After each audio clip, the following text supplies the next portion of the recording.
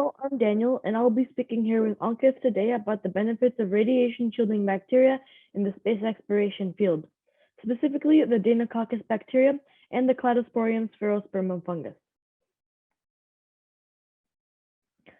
Here is our abstract. It discusses how the two organisms are being researched, how they can be used right now, and how they can be used in the future. Space exploration has created a large impact on society, from sending astronauts aboard rockets to space and rovers being sent to Mars to study possible clues for life. However, one of the major issues concerning space exploration is radiation. Radiation creates many risks during space travel, but there are some methods to mitigate the danger. One such method is the utilization of radiation-consuming organisms, such as the Deinococcus bacteria and Cladosporium sphaerospermum fungi. Luckily, both the fungus and the bacteria mentioned above show promise in finding a method to mitigate the risk of radiation and find a solution. The fungi can do this because it's adapted to its radiation-filled habitat in Chernobyl, but the bacteria's natural habitat is currently unknown. Both mentioned organisms should be studied more because the organism can help protect equipment sent up to space and astronauts. These microscopic organisms are already being studied on the ISS, but at a slow rate. Therefore, research should be sped up. This is because if a solution is found to this problem sooner, there will be fewer risks in going to space. It can help increase the safety of spaceflight enough that it will be possible to commercialize this into an industry, such as mining, research, or more. These microorganisms could help make space travel and exploration safer, but they are not studied enough to warrant their use.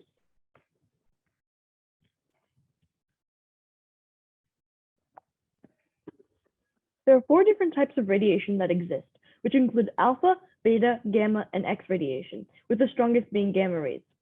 Earth has a magnetic field, which protects its life from radiation in space. But space radiation is made of high-energy protons, heavy ions, and galactic cosmic rays. And because of this, it is the main threat for space programs like NASA sending astronauts to outer space, as there's an increased lifetime risk of developing cancer and degenerative diseases.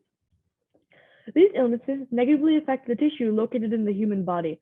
It affects their position, function, and structure. Some examples of these diseases are arthritis, which is only worsened and not caused by radiation, osteoporosis, and osteoarthritis, and many more. Scientists are currently trying to find a link between radiation and dementia in chemotherapy patients.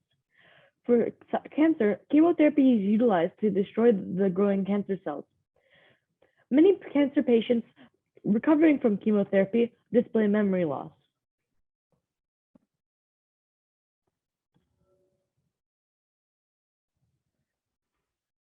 Radiation imposes many limitations on space exploration.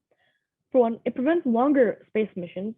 It limits radiation-sensitive payloads, which could possibly carry very important and very beneficial science experiments, and it causes permanent health problems to astronauts over exposure time. If successfully addressed, the benefits are removing a major barrier to space exploration, enabling humans to send manned missions to faraway planets like Mars, and allowing more complex and delicate satellite payloads or other space experiments. Deinococcus is a radiation-consuming bacteria and is one of the most radiation-resistant organisms known.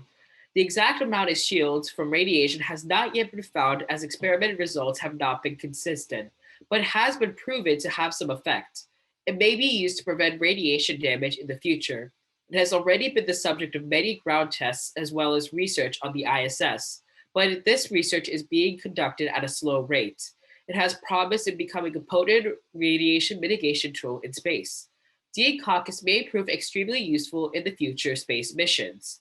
Unfortunately, it can only survive 3 years in space. If a workaround for this is successful, it can be used in space missions, allowing for a longer duration.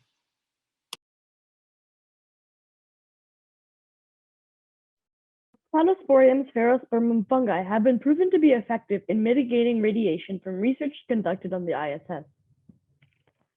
A coat 0.6 inches thick decreased radiation by 2%, proving that it can be a potent tool.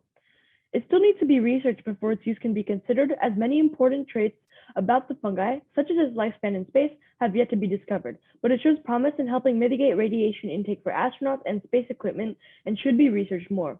The fungi has the power to consume gamma radiation that is ionized using the help of melanin, a natural pigment found in human skin. The fungi could also help with creating biomass during radiosynthesis. In the December of 2018, researchers decided to put a petri dish with the fungi on the ISS for a total of 30 days and tested its strength and ability to be able to block radiation. There was a radiation detector right underneath the petri dish. It was estimated that a 21 centimeter thick of this radiation-consuming fungi would be sufficient to protect astronauts from deadly radiation in space.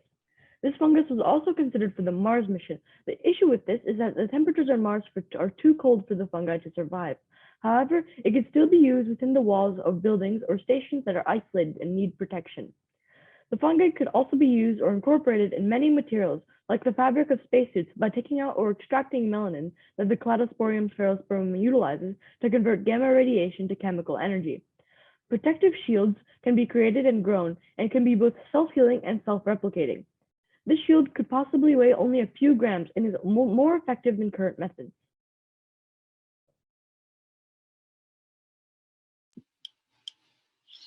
Both microorganisms show promise in radiation mitigation, although there are some obstacles for their use in the field. The Cladosporium sphaerospermum fungi have produced results already and show that it can be used to mitigate radiation. The most prominent issue on the surface is the fact that the fungi only grow in Chernobyl. Fortunately, the research proved that more fungi can be grown in space. Another issue with this fungi is its lifespan in space. This has not yet been researched, meaning that it will be years before this fungi can be used in some space missions. But if this and other unknown aspects of this are studied, it can be proved as a powerful tool in the field. The Deinococcus bacterium is being studied and has been proved to be promising, but there are several limiting factors preventing its use in space until solutions are found. The most prominent is its short lifespan. The bacteria can only survive 3 years in space, meaning a workaround for this would have to be found. In addition, the amount that it helps has yet to be fully studied, so until this research is completed, using this bacteria in the field is out of the question. In the future, when it is further researched, it may prove a potent radiation mitigation tool for future space missions, but currently not enough is known about it to warrant its use.